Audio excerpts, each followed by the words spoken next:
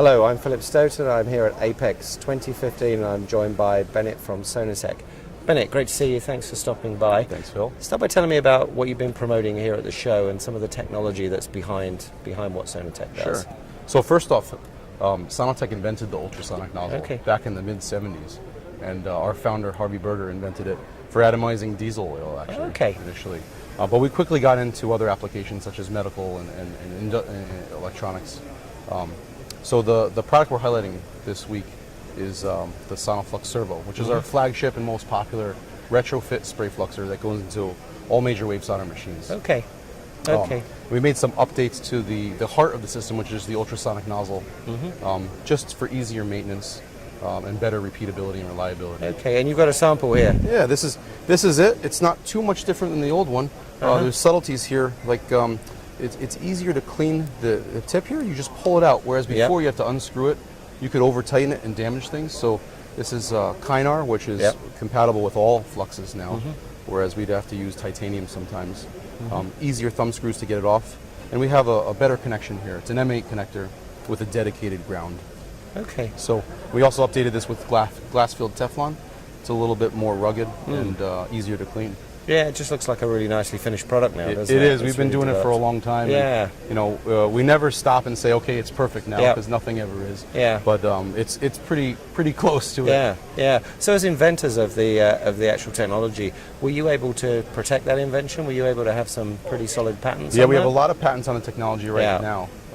Absolutely. So we don't like to disclose specifically what, but there's quite a bit out there, and that's why you don't see anyone else doing what we do. Yeah, so it gives you quite a unique market It's position. also very difficult to build the nozzle the way we do. Right. The machining, we have amazing machinists at Sono-Tek. Yeah. Do some things that are extremely difficult to do. Yeah. And where do they do that? Where are you physically based? We're out of upstate New York, near a town called Poughkeepsie. We're in Milton, New York.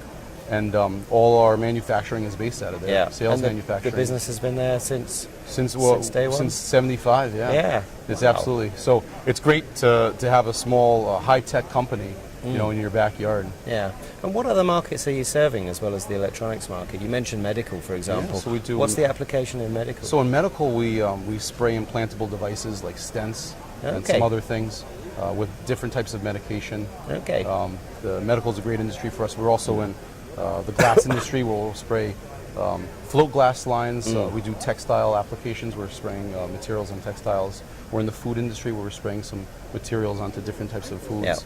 But also high-tech stuff like fuel cells, solar cells, advanced energy things as well. So we're pretty well diversified. But fluxing, as old and mature as it is, it's probably our biggest single application. Today. And who's typically buying them? Is it the contract manufacturer that has the equipment?